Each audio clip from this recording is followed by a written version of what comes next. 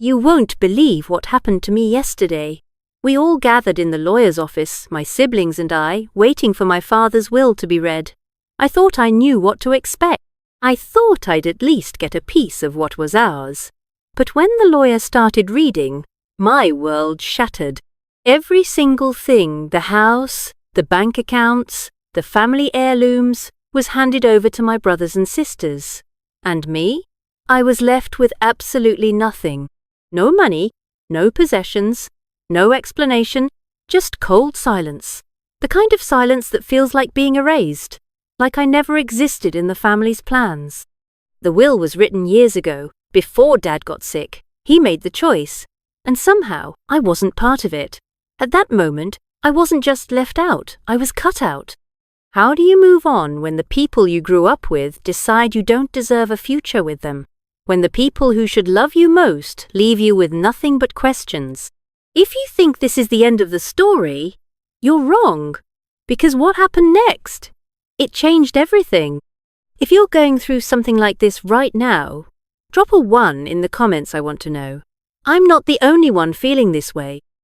If you've ever felt invisible in your own home, go ahead and hit that like button. And if you believe every forgotten story deserves to be heard, please subscribe and join me. I'm Eleanor, almost 35, juggling a demanding career and the fragile piece of family life. I work as a project manager at a media company, where I'm known for being organized and reliable. But behind the polished professionalism, there's a quieter story, one filled with sleepless nights and a growing sense of unease. My husband, Mark, is a successful finance guy. Outwardly, he's attentive and polite, the kind of man everyone expects me to be proud of. But behind closed doors, things are different. His eyes sometimes grow distant, almost cold, and there are moments when I catch him texting late into the night, hurriedly locking his phone when I walk by. When I try to ask about his day or future plans, he deftly changes the subject or offers vague answers. It's hard not to feel like there's a wall growing between us, one I can't quite break down. We live in a cozy house in the suburbs, the kind that looks perfect from the outside. But more often than not, our dinners end in silence, heavy, uncomfortable silence. I do my best to keep the peace, but every quiet moment chips away at my sense of security. My parents live far away. Mom is the steady voice of reason, always reminding me to be patient and forgiving. Dad's quieter, but when we talk on the phone, I can see the worry etched deep in his eyes. There's tension there, an unspoken worry that lingers beneath their reassurances. I can feel it, even if I don't fully understand it yet. Lisa, my best friend since college, is my anchor. She's bold and upfront, never afraid to call me out when I'm hiding from the truth. But lately, even Lisa has been distant. She dodges questions about her relationship with Mark, and that avoidance only deepens the pit of doubt growing inside me. At work, I maintain my professionalism, but I'm starting to notice the sideways glances and hushed whispers when coworkers think I'm not paying attention. Some people get a little too curious, asking questions that feel more intrusive than friendly, like they're trying to piece together a story I haven't told. All these small signs, the deleted messages, the cold looks, the half-truths weave a web of suspicion I can't ignore. It's like standing on the edge of a cliff, looking down at secrets I'm not ready to face. Every day, that weight grows heavier on my chest, and I wonder how long I can keep pretending everything's okay when inside, everything feels broken. It all started with a message, one that shattered everything I thought I knew. I was sitting at the kitchen table late one night, the house eerily silent except for the faint hum of the refrigerator. Mark's phone buzzed beside me. I glanced over, and there it was. A text preview from a woman I didn't recognize. The words hit me like a freight train. "I can't keep this secret anymore. We need to talk. It's about Mark." My chest tightened. For a moment I couldn't breathe. Who was she? What secret? I debated whether to grab the phone, but before I could, Mark appeared in the doorway, cold, composed, but his eyes flickered with something I hadn't seen before. Fear? Guilt? I didn't know. He took the phone and silenced it without a word. The next day was worse. When I confronted him, the calm facade cracked. His voice was low, almost threatening. "That's none of your business. Stop digging." But the glint in his eye told me I'd stumbled on something dangerous. Then came the whispers, late-night calls, whispered in shadows, hurried meetings, unexplained absences. One night, I found a deleted folder on his laptop, full of messages, texts, and emails exchanged with someone named S. The content was vague but loaded with phrases like, "We can't let Eleanor find out," and "It's only a matter of time." I felt like I was watching my life unravel in real time. I confronted Mark again. The argument exploded.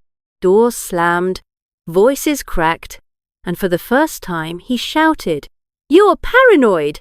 This is none of your business!" His words stung, but it was the tremble in his hands that scared me most. That night, alone in the dark, I realized this wasn't just a marital crisis, it was a secret that could destroy everything. The message wasn't just a warning, it was a ticking bomb, and it had already detonated. I never saw it coming. The truth hit me like a tidal wave, cold, brutal, and utterly devastating. One evening, when Mark was out late again, I decided I couldn't wait any longer. I needed to know the whole truth, no matter how ugly it was. I slipped into his home office, the air thick with tension. My hands trembled as I searched for anything to explain the distance, the lies, the endless nights filled with silence. Then I found it. Hidden beneath a pile of old paperwork in a locked drawer was a folder, thick and heavy with secrets. I hesitated for a moment, heart pounding in my chest. But I opened it. And what I saw made my world shatter. Emails, photographs, contracts, messages between Mark and Lisa, my best friend, plotting to destroy me. They weren't just having an affair. They were conspiring to ruin every part of my life. Lisa, who promised she'd always have my back, was the architect of my downfall alongside my own husband. I sat frozen, unable to breathe, as I read their calculated plans to push me out of my job, isolate me socially, and even take away my home.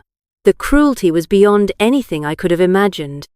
Among the documents was a forged contract, a legal trap designed to strip me of my share in the house and all savings. Mark had been preparing this betrayal for months, carefully weaving a web to erase me completely. When he came home that night, I confronted him, voice shaking with rage and pain. His cold smile sent chills down my spine. "You think I'm the villain?" he sneered. "You're just the weak one. Soon you'll be nothing but a forgotten memory." I was speechless.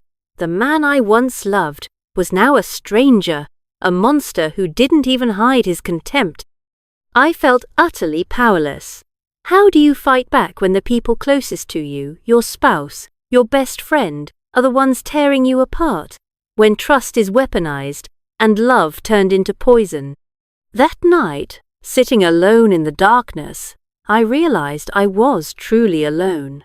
Betrayed, discarded, and trapped in a nightmare I couldn't wake up from. And yet, somewhere deep inside, a spark of defiance ignited. This wasn't the end of my story. Not yet. After everything came crashing down, the silence that followed was deafening. Mark disappeared from our lives almost overnight. No explanations, no apologies, just a cold, final goodbye that felt like a punch straight to the gut. Lisa vanished too, leaving behind a trail of broken promises and shattered trust. The two people I thought I could rely on became strangers, ghosts haunting the memories I once cherished. At work, the fallout was just as brutal. The whispers I'd felt before turned into outright gossip. Some co-workers distanced themselves, afraid to be caught in the crossfire. Others, who once smiled warmly, now looked at me with pity or thinly veiled judgment. I found myself isolated in a sea of faces, swallowed by the very place I'd built my career. My family tried to reach out, but the wounds ran too deep. Mom's gentle reassurances felt like echoes through a canyon, comforting but distant. Dad's worried eyes couldn't mask his helplessness. Even they seemed unsure how to bridge the gap that betrayal had torn between us. As for me, I was left with a storm inside my chest, a relentless mix of heartbreak, anger, and disbelief. Nights blurred into days as I wrestled with questions that had no answers. Why them? Why me? Was I blind? Was I too trusting? The ache of betrayal wasn't just about broken relationships. It was a fracture in my own sense of self. Sometimes, I catch myself reaching for the phone to call Lisa, to ask Mark why, but then the weight of their lies pulls me back. The pain of confronting the truth is heavier than any silence. And yet, amid the wreckage, there's a fragile flicker of something else, a stubborn thread of hope. Maybe this destruction, this heartbreak, is the painful beginning of my own rebirth. Maybe someday, I'll find the strength to rebuild not just my life, but my trust. Until then, I carry the scars, reminders of what was lost, and the lessons that only the deepest wounds can teach. The Reddit thread exploded the moment I shared my story. Tons of people jumped in to support me, rallying behind me like a battle cry. Hang in there. Dump that husband and best friend. You deserve way better than this nightmare. But not everyone was on my side. Some folks criticized me for snooping through Mark's phone and laptop. If you hadn't been digging around, maybe you wouldn't have found all this drama. Sometimes ignorance really is bliss. A few tried to play devil's advocate with a sarcastic twist. Plot twist. Mark and Lisa were protecting you from some huge secret. Maybe you're the real problem. Sounds like a cheap soap opera. Then came the harsh critics. If you trust someone, don't go invading their privacy. You're partly responsible for this mess. And, of course, the classic Reddit humor showed up. Someone turned this into a TV pilot already. I'll binge-watch the drama with popcorn in hand. You've got a hit on your hands. The comments ranged from outrage and empathy to skepticism and sarcasm, proving that real-life betrayal is messy, but Reddit always serves it with a side of dark humor. So, this is where I'm at, betrayed, heartbroken, and struggling to trust anyone again. The people I once loved the most turned out to be the ones who hurt me deepest. But I'm not here to pass judgment or assign blame. Instead, I want to turn it over to you. If you were in my shoes, what would you do? Would you fight tooth and nail to reclaim what's yours? Or would you walk away to protect your own peace of mind? Who do you think is truly at fault here, the ones who betrayed or the one who snooped? And after everything, could you find it in your heart to forgive? Or are some wounds just too deep to heal? I'm opening this up to you because sometimes the hardest part is not knowing what to do next. I want to hear your honest, raw opinions. Drop your thoughts in the comments below. Share this story if you know someone who's ever felt betrayed or left out. Like the video if you believe that every voice deserves to be heard, even when the story is messy and painful. And please subscribe because stories like this deserve a platform, and your support makes all the difference. Thank you for being here, listening, and standing with me. This journey isn't over yet, and together, maybe we can find some light in the darkness.